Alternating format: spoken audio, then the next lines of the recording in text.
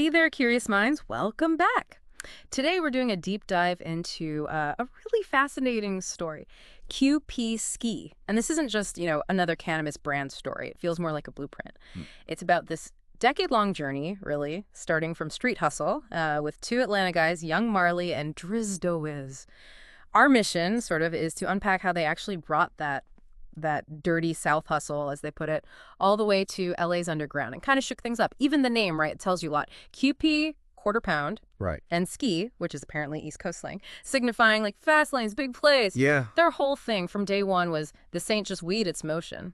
And that phrase, it's motion. I mean, that's really the key here, isn't it? It tells you how QP just completely sidestepped the traditional ways of doing things. It was all about constant forward momentum, dynamic execution, always adapting to, market opportunities, growing from quarter packs to quarter mills. It wasn't about following some standard business plan. No, they built this really powerful decentralized brand using these very non-traditional channels. Okay, so let's dig into that blueprint then. What were the main pillars? How did they build that brand gravity without a regular shop? One of the first things that jumps out is their packaging, those nostalgia-fueled jars. Oh, definitely. And they weren't just, cool designs. It was genius, really.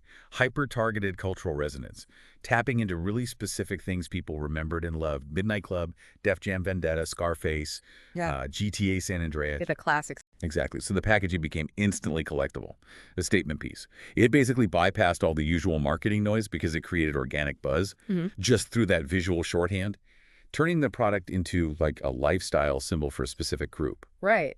And then they built on that, didn't they? With this relentless focus on collab culture. Yep. They were linking up with seemingly everyone, Fuego International, dumb roulettes, even blending sneakers and art with soul counter and exophasing.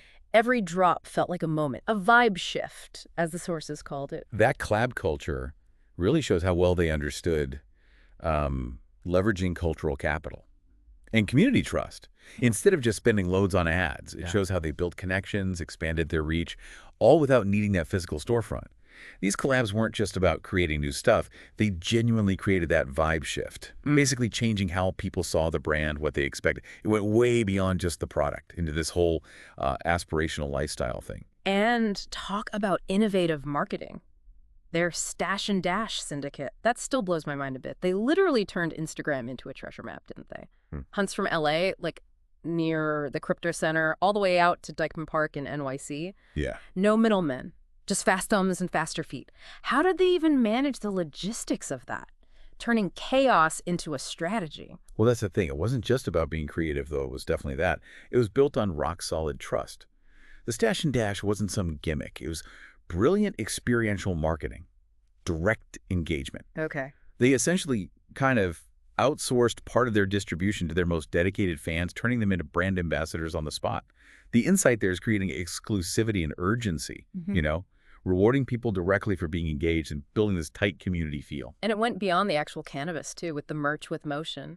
Those goyardski hoodies, murakaski tees, blurring lines between the flower and fashion, limited runs like $80 plus price tags, sold direct, real drip meets pressure. Exactly. And if you tie all this together, you see how QPSKII built this incredible brand gravity, that pull, without ever needing a physical shop. Their core belief, speed and pressure, this idea of constantly delivering high-quality, high-demand stuff with that sense of urgency and exclusivity. You saw it in everything, from the drops, pushing candy gas and car culture, to the clothes. It showed this deep commitment to a premium lifestyle that just clicked with their audience. So looking back at the whole QPSKII journey, what we've really seen is a masterclass in, community-driven growth, super agile marketing, and just relentless brand building in spaces most people wouldn't even think of. Absolutely. Their success really proves that consistency always wins, and they definitely lived by that mantra. If it ain't quality, it ain't ski. No question. Quality and that constant motion. So thinking about all this, what does it really mean for anyone trying to build a brand today in this era?